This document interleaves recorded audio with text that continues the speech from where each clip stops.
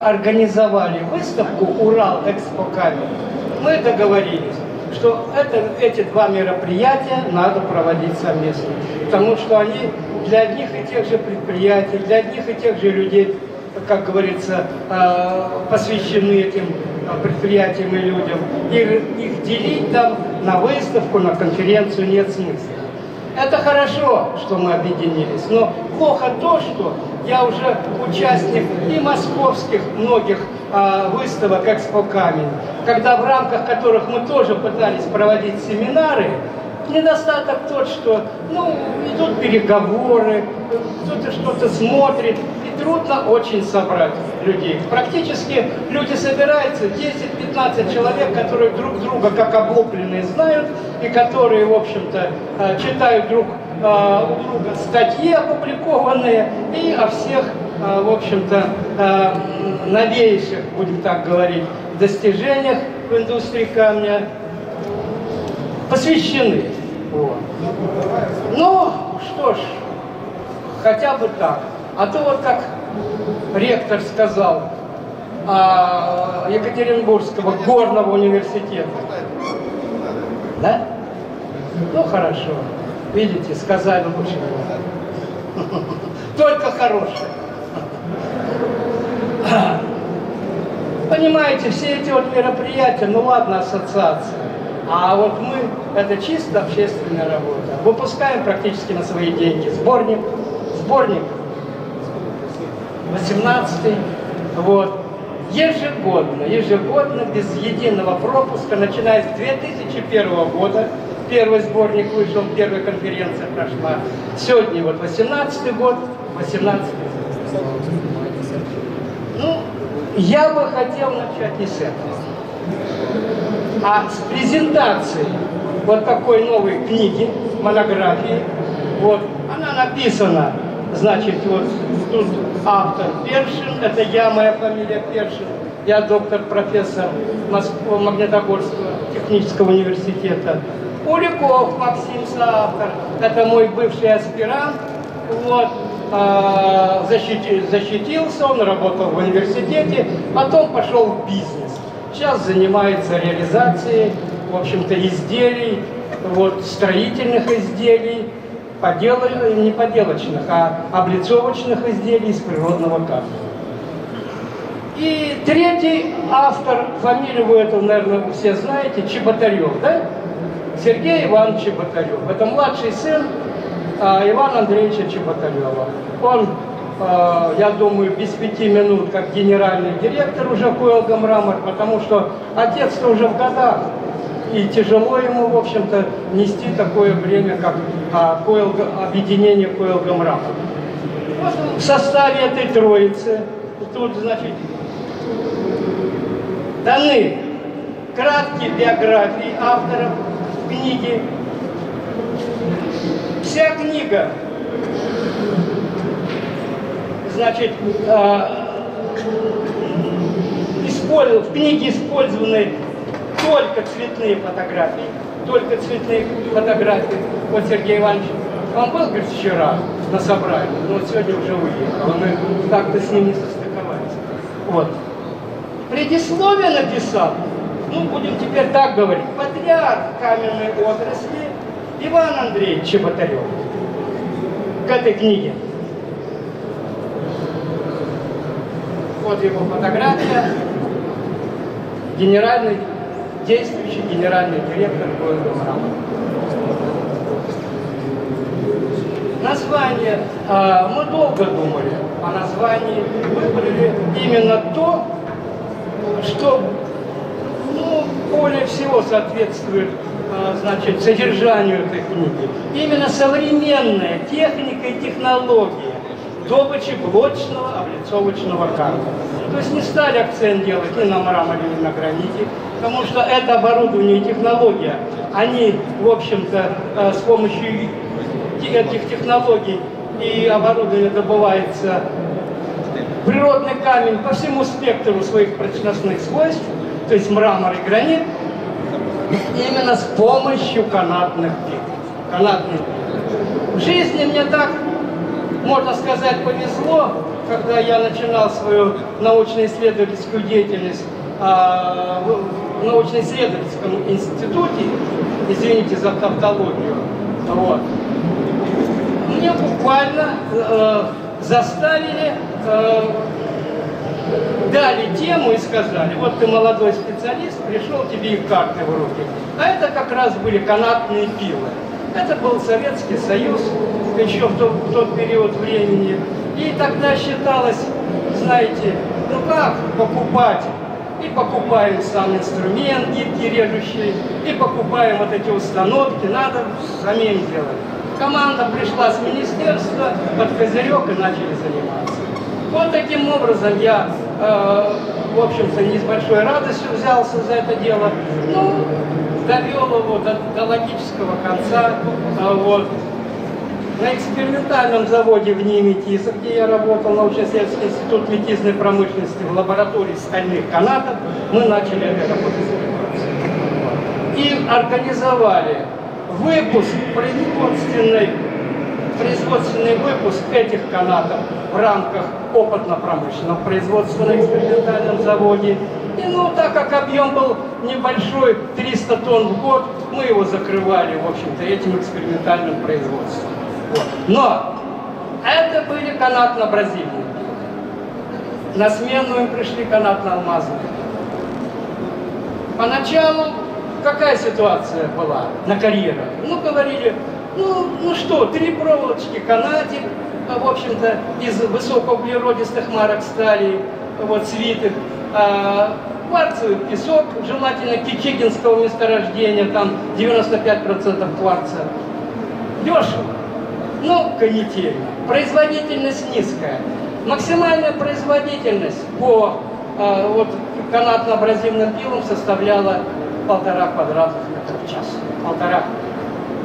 Когда перешли на инструмент, тот же гибкий инструмент, но с помощью алмазных втулок, мы их насаживали на канат уже, эти алмазные втулки.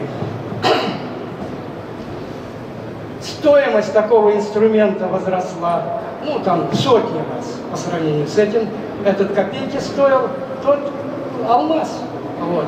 Тем более новизна у этого инструмента была, отсюда и цена такая. Ну, стартовали где-то 100 рублей погонный метр. Сейчас, конечно, она поменьше, там и 70, и 60 долларов за погонный метр, но все равно относительно высокая. Но что поразило? Производительность-то в 10 раз оказалась выше на канатно-алмазных пилах, чем на канатно-абразивных пилах. И все замолчали сразу про то, что дорого, недорого. Потихоньку наши карьеры начали внедрять канатно-алмазные. Лидером, флагманом был комбинат Саян-Мрамор. Это Кибик-Кордонское мраморное месторождение. За ним пошла Хойлган. Дальше Уфалей, и так потихоньку в Карелии внедрять их начали. А сегодня просто мы на мраморных месторождениях не видим альтернативы канатным пилам. Нет, 95%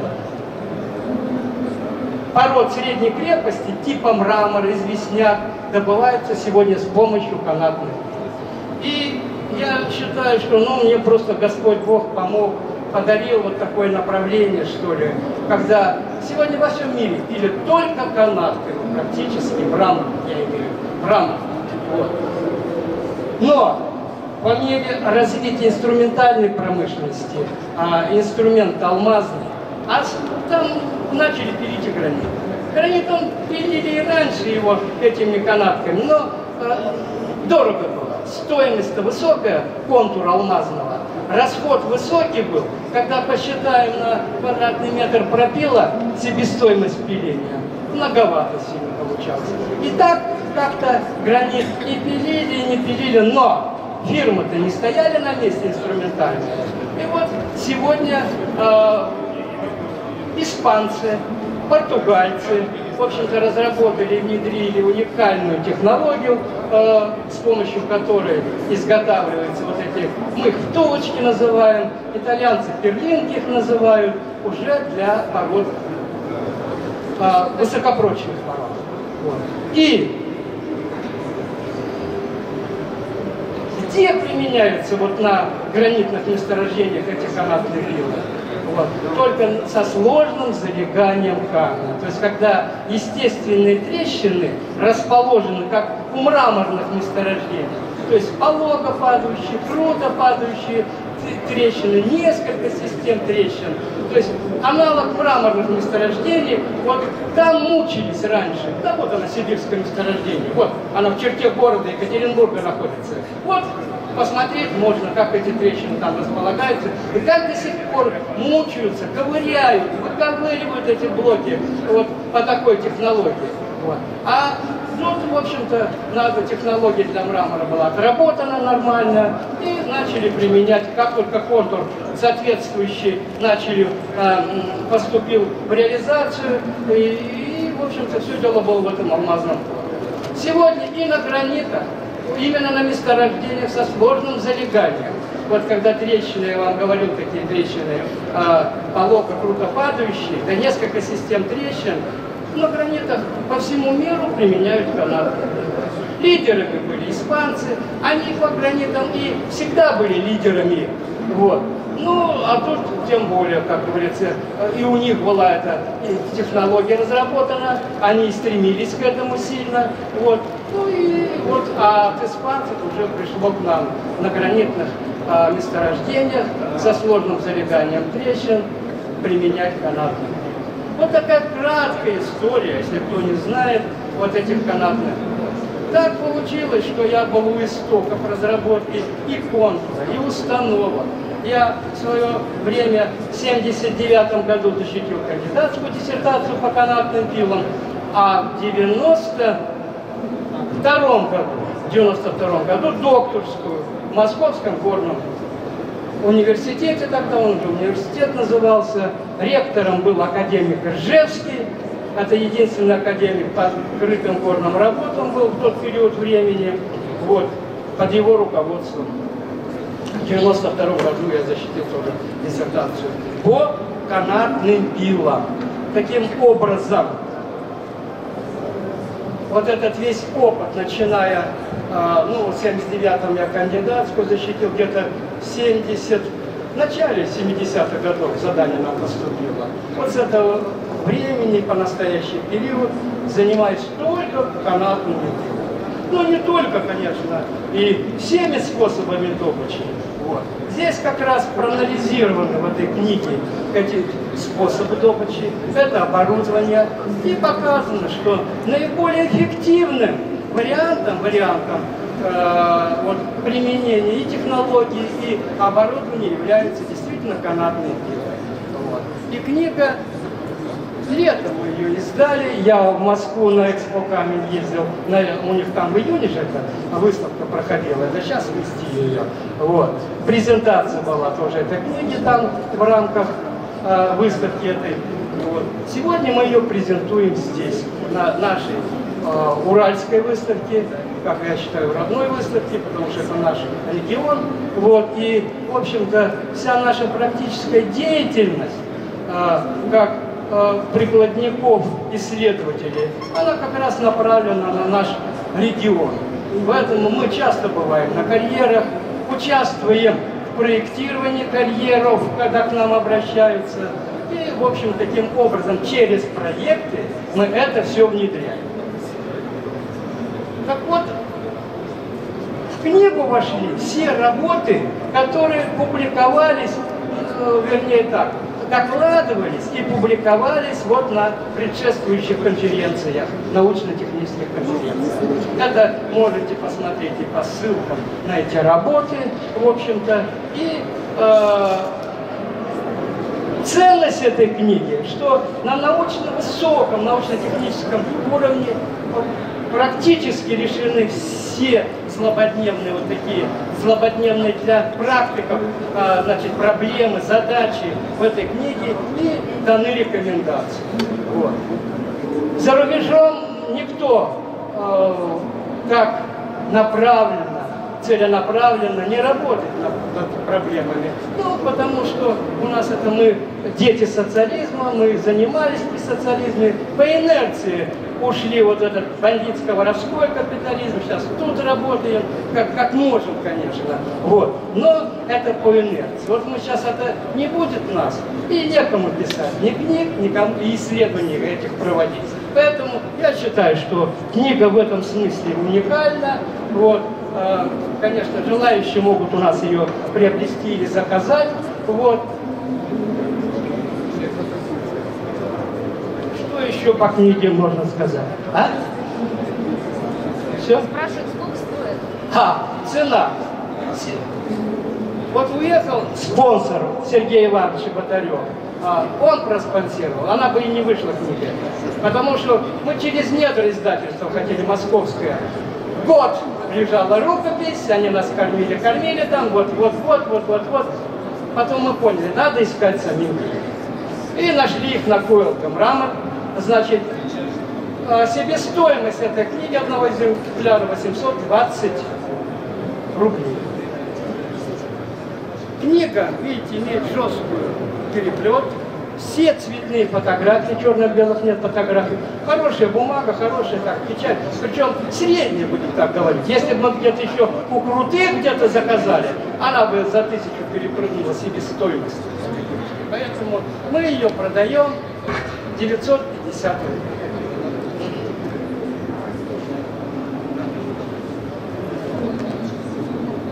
Ну, закончили, да, мы с презентацией, я думаю, интерес будет проявлен, потому что просто других нет у нас сегодня монографий.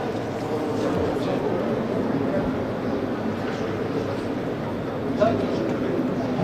Извините, пожалуйста, я хотел познакомить всех с нашими турецкими коллегами.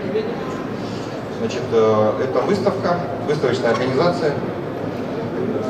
Выставка очень крупная, называется Marble Izmir Fair. Мы с ними заключили соглашение о сотрудничестве и как бы идем навстречу друг другу. Вы видите у них стенд на нашей выставке. Пожалуйста. Собственно, Дмитрий Юрьевич все основные моменты уже затронул про соглашение, про то, что турецкие коллеги очень рады быть здесь. И все...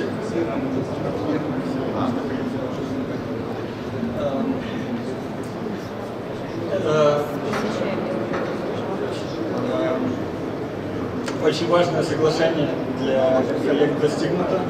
Всех будут очень рады видеть, всех представителей компаний очень рады будут видеть в Измире с 27 по 30 марта 2019 года.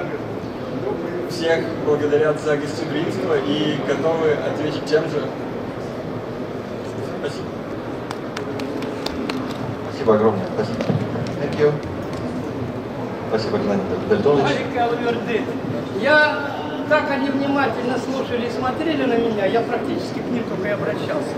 А тут, оказывается, у них переводчик. Ну ладно. Они поверили в мою искренность, что именно я, как говорится, переводят чуть-чуть. А? Переводят их. Переводят сразу? Ну ладно. Ну молодцы, что приехали. Вот сегодня утром, говорят, была... Лена Пелегрини была сегодня? Она и сейчас здесь. Здесь, да? А что она не идет-то? Я с ней познакомился в 93-м году в Вероне на выставке в Италии. Был на этой фирме, на ее фирме у отца, Марко Пелегрини. Вот. Их 3 дочери. Она старшая. Когда его не стало, пришлось ей возглавить фирму Пелегрини. Вот. Мы организовали машиностроительную фирму «Рус Пелегрини». Вот. И я был тогда назначен главным инженером этой фирмы. И Марко Пелегрини так меня благословил, когда провожал. У меня много, говорит, компаний по всему миру, но вот в России нет. Как я буду рад, что если фирма будет. Но фирма не состоялась. А не состоялась по одному простому случаю. Подобрали мы инвесторов с российской стороны ненадежных. Это были братья Макаровы из Томска, из Омска. Они поднялись на компьютерах продажи, реализации. Были большие у них деньги. И как они пришли, так и ушли. И на момент создания этой фирмы они оказались банкротами, неплатежеспособными. Сеньор Барана, муж Елены, тогда сильно обиделся. Кого вы привели, что вы, и все, плюнули, распсиховались, бросили. Так эта фирма не состоялась.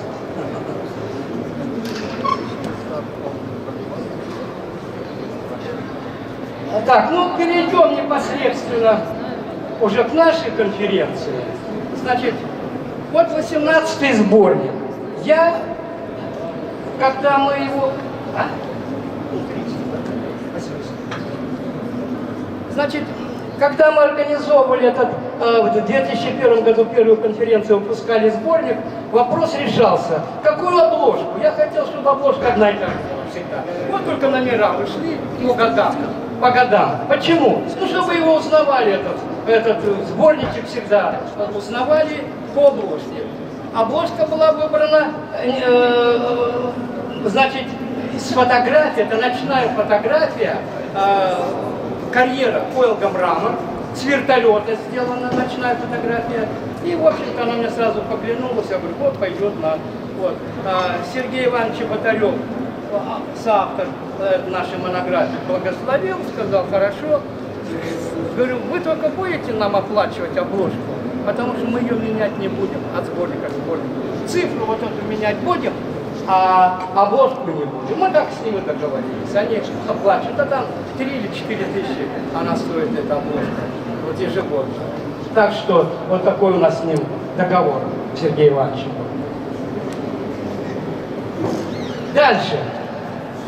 Когда начинаем уже сборник собирать, смотреть, в самый последний момент времени я пишу предисловие. Ну, думаете, легко 18 сборников писать разные предисловия? Я все время думаю, не надо повторяться, надо что-то новенькое, надо...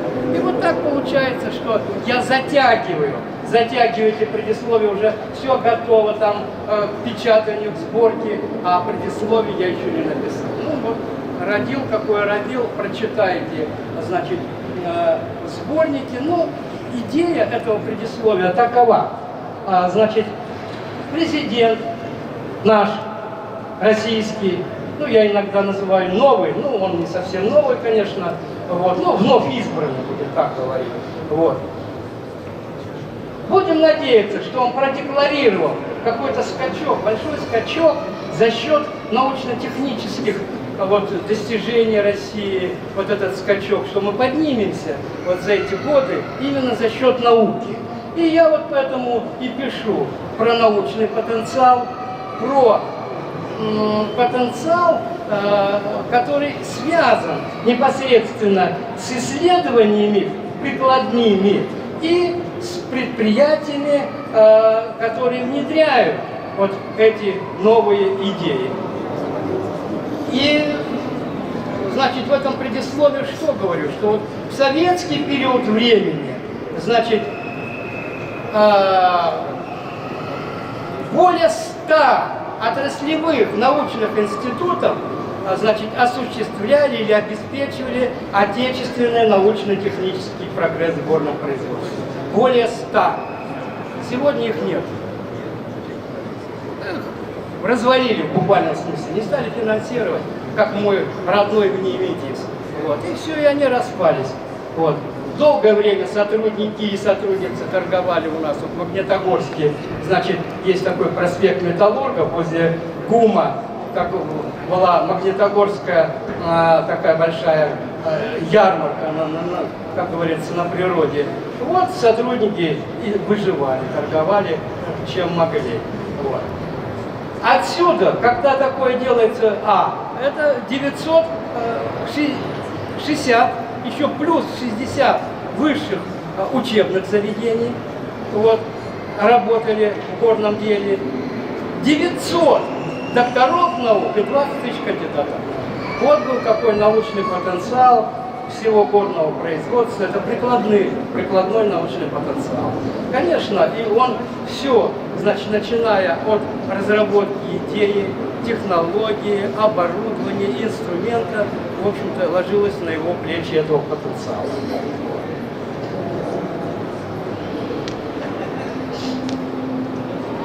Именно отраслевые научно-исследовательские институты горного производства в первую очередь инициировали и сопровождали разработку и внедрение на предприятиях новых технологий и оборудования, обеспечивающих технический прогресс. Ну вот, с началом революционных преобразований, их по-другому не назовешь, которые проводили либералы-демократы, значит, а российская экономика у нас переходит на рыночные отношения, итогом которых явилось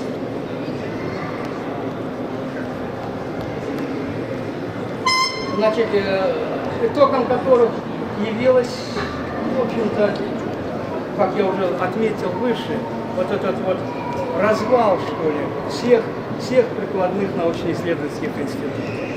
Вот. Ну, подумали, что, в общем-то, сами предприятия смогут себе что-то организовать, какие-то исследования. Ну, им тоже надо было выживать, не до этого было. Вот. И не стало еще именно той опоры прикладной горной науки, которую осуществляла, значит, у нас отраслевая наука. В этой связи, значит, наука с производством была разорвана. Именно наука какая? Прикладного характера. Я не говорю про высокую науку, а именно прикладники. Вот. И сегодня делают такие заявления, что мы рванем, какой-то рывок, скачок сейчас организуем и сделаем, проведем именно в народном хозяйстве. А за счет, кто будет этим обеспечивать этот рывок, этот скачок? Вот. Те, кто занимался этим делом традиционно, их уже нет давно. Вот. Других мы не создали, ни подразделений, ни людей. Ну, есть, правда, у нас надежда всех надежд, это Чубайс, да, со своей нанотехнологией. Ну, вы знаете, кто там у него работает. Все его помощники, они уже давно в Израиле, под следствием. Это чисто была фирма создана для того, чтобы, в общем-то, качать деньги вот, из российского бюджета, можно так сказать. Так вот,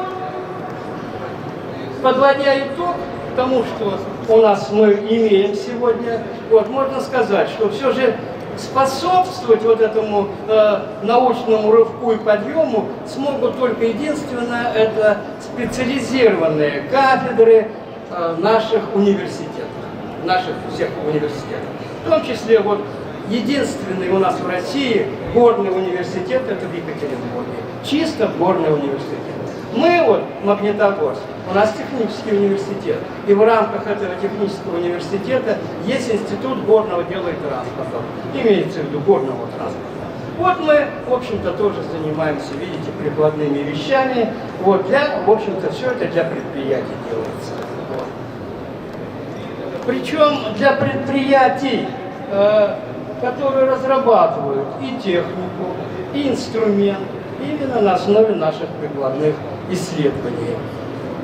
В мире никто не проводит вот таких узких научно-исследовательских конференций по камню. Выставки, да, шикарнейшие. Это Верона, вы знаете, Каррара, тут сейчас китайцы включились, там вообще умопомрачительные выставки идут. Вот. Но исследований прикладного характера никто в мире не занимается вот так упорно, настойчиво, системно. Вот как наши еще. Ну, это все по традиции, по инерции.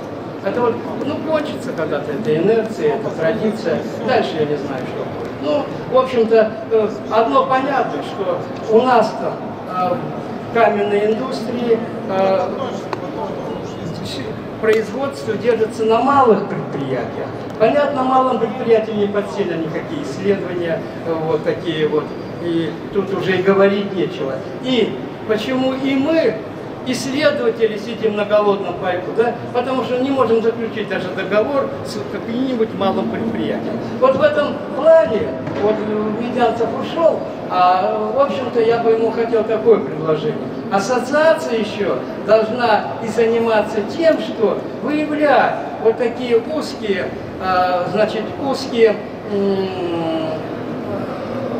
нерешенные проблемы вот в добычи природного камня и пытаться с помощью ученых-прикладников путем как-то изыскания этих средств, может быть, суммирования с малых предприятий, каких-то копеечек, да, пытаться решать эти. В данном случае, ну, мы тоже на общественных началах уже 18 лет вот это все двигаем, даже вкладываем свои деньги, заработанные, как говорится, на проектирование, к примеру, карьеров, вкладываем вот в эту конференцию, в этот сборник и прочее. Вот. Так что я вижу именно так, что поддержку научно-техническую прикладного плана, вот в рывке, который Путин нам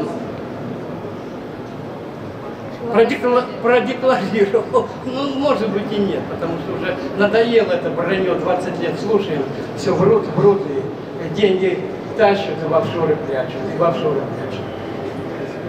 Вот. Наконец-то надо страной заняться серьезно, но это заставит международная обстановка, тут деваться некуда. Либо мы разваливаемся как страна, либо мы действительно противостоим, но надо мобилизация нужна. Всего народа, всего. Пока мобилизовались у нас вот это правящее элита, ну их-то всего 3,5%. И они владеют 95% активов России. Ну, на них будем ставить, на эти 3,5%.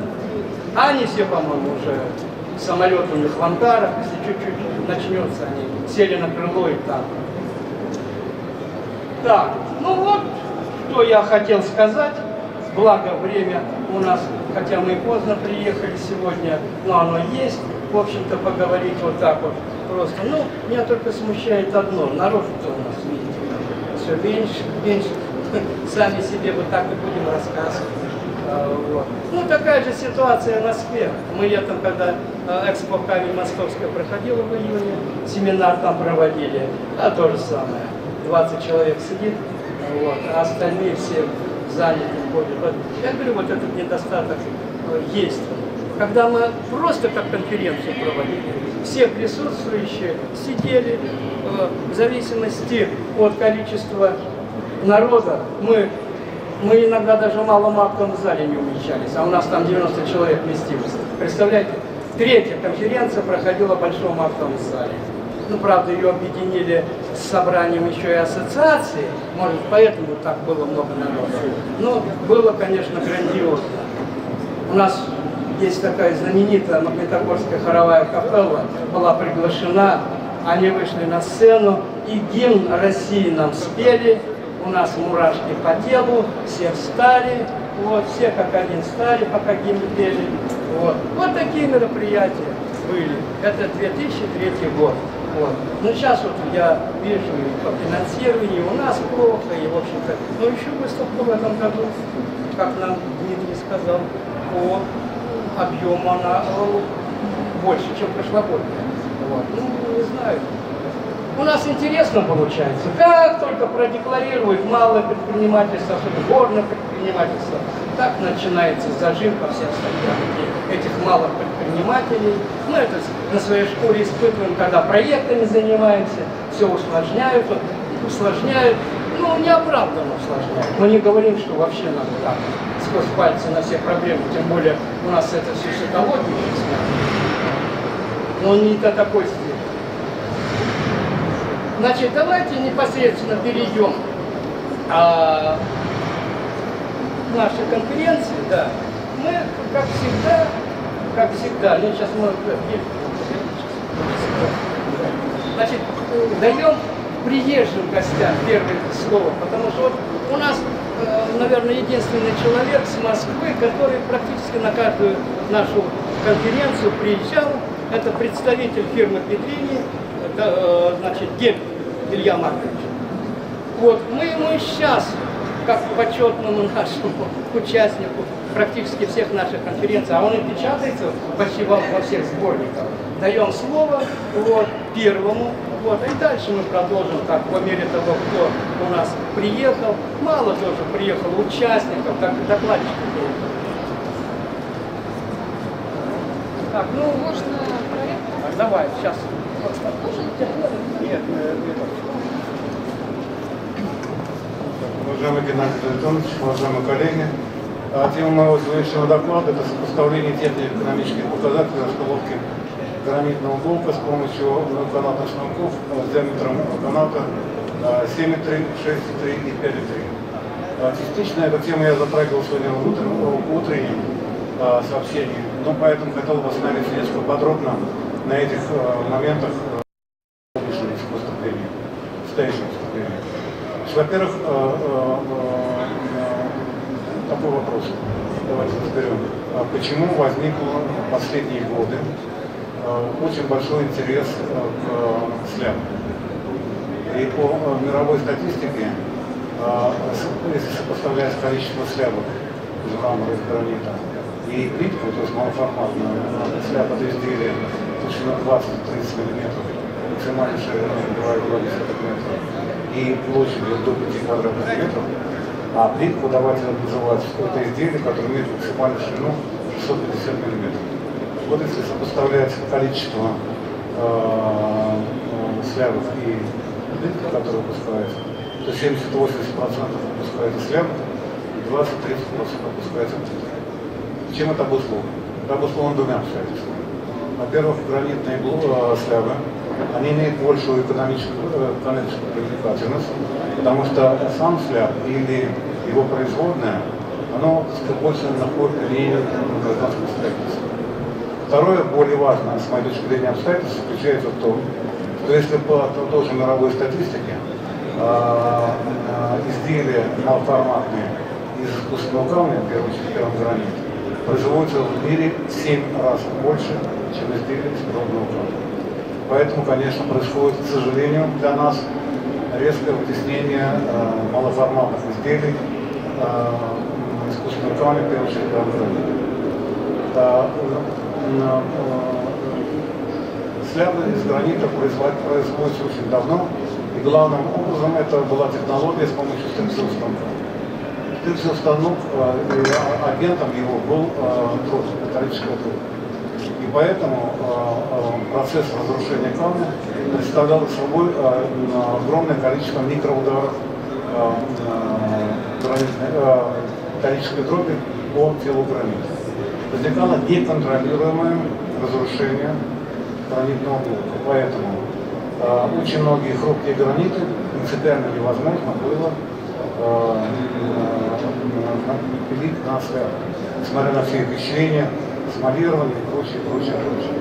Поэтому значит, произошла такая небольшая техническая революция где-то 10, 15, 20 лет назад, когда стали переходить на многоканатные станки.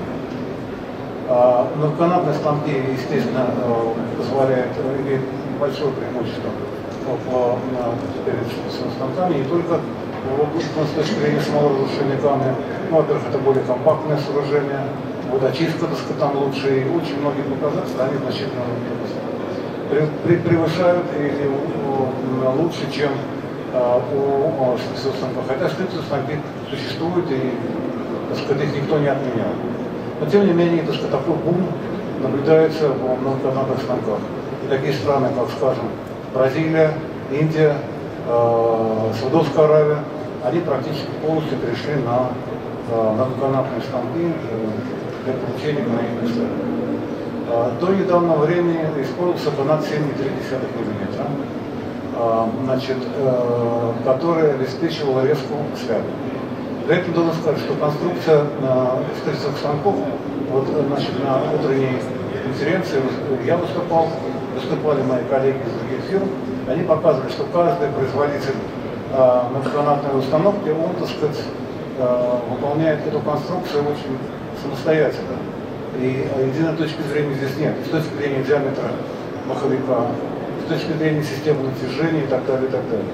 Значит, Зимом Петрини гордится тем, что при конструировании многоканатных станков фирмы мы использовали 6 запатентованных решений. Все они связаны именно с канатом, собственно, с канатом. То есть система натяжения, система паводков, система промывки, система охлаждения и так далее, и так далее.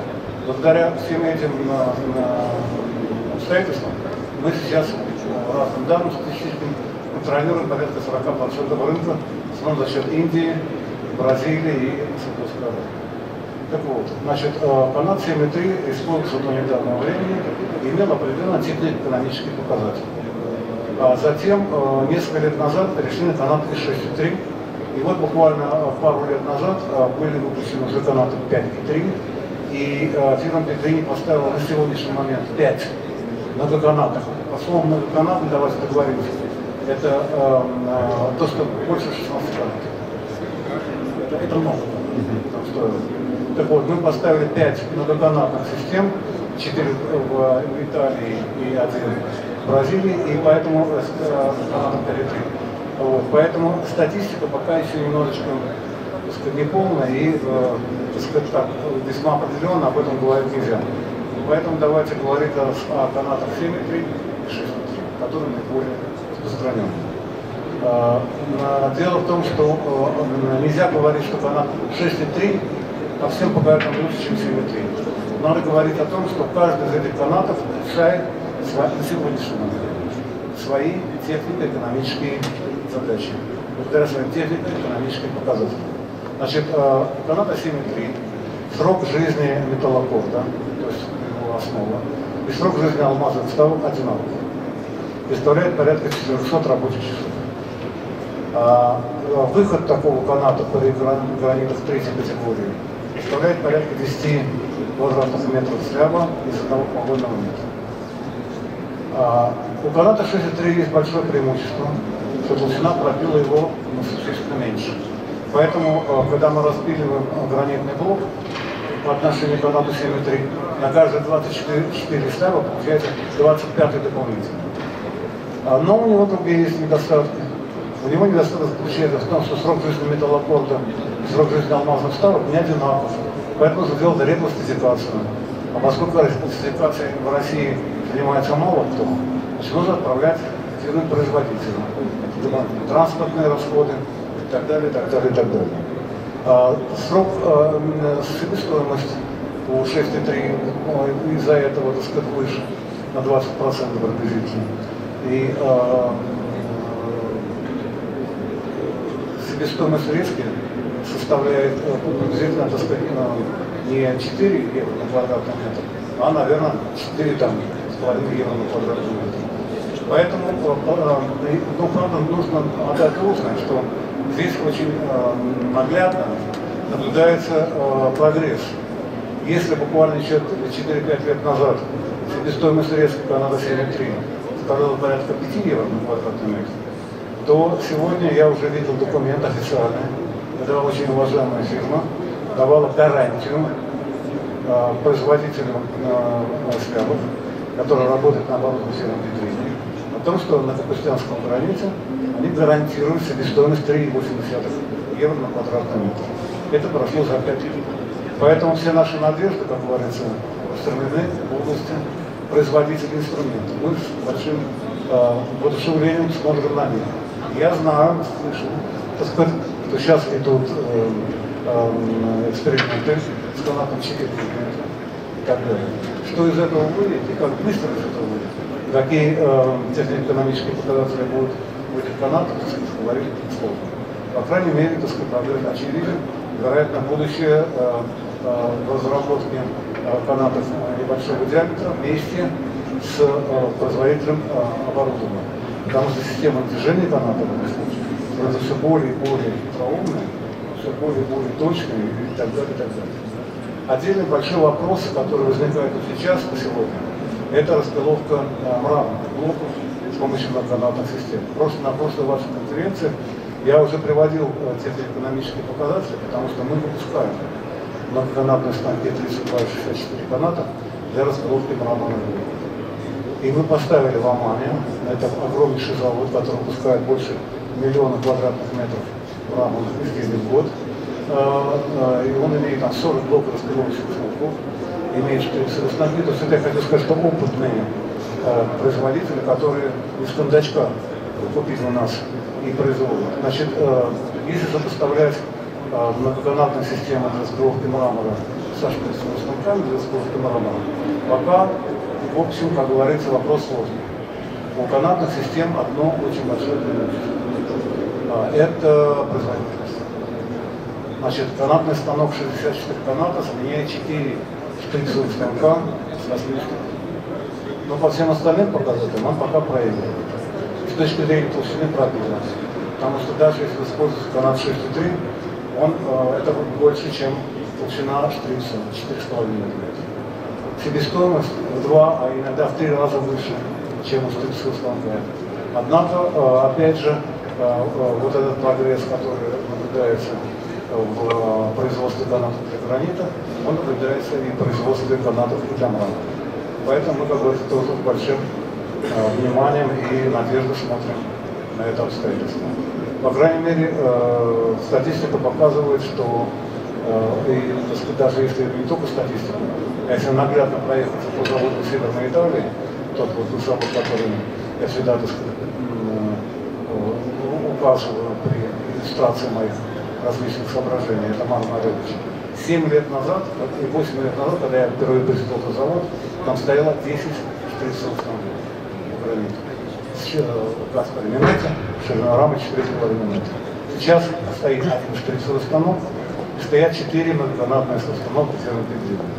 Поэтому, в общем, тенденция, так сказать, она налицо, и будем надеяться, что она приведет к положительным результатам. Спасибо за внимание. Если есть вопросы, готов на них ответить. Вопрос Игорю Наумовичу.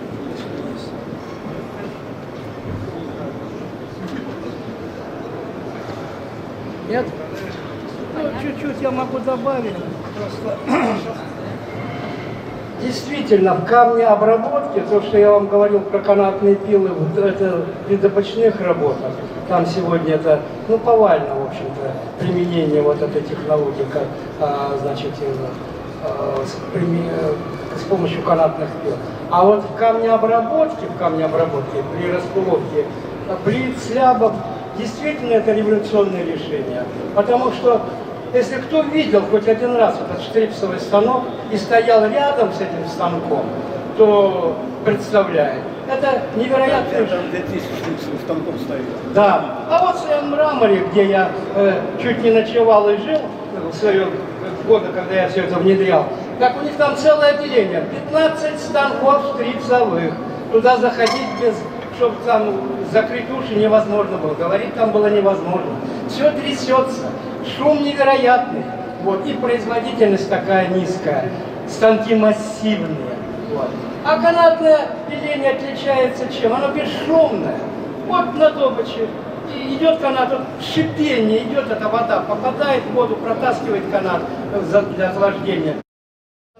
Этот, как говорится, для обработки, хоть там и много контуров навешано, вот, но, в общем-то, работают почти бесшумно. Ну, по крайней мере, наверное, в норму во все укладывается по шумовой качеству. Вот. И благодаря именно фирме Пелегрини, которая настойчиво, Педрини, у меня все Пелегрини, вот, которая так настойчиво занимается этим вопросом, я думаю, будут решены. Кто ищет, тот всегда найдет. Спасибо. Ну, Игорь Наумович, я хотел подписать, но не успел, но я подойду к вам на стенд, подпишу. Я хотел вам, значит, эту монографию подарить на память, потому что мы так почти на каждой конференции с вами встречаемся. Давайте, берите, а я подойду. Да. Успехов!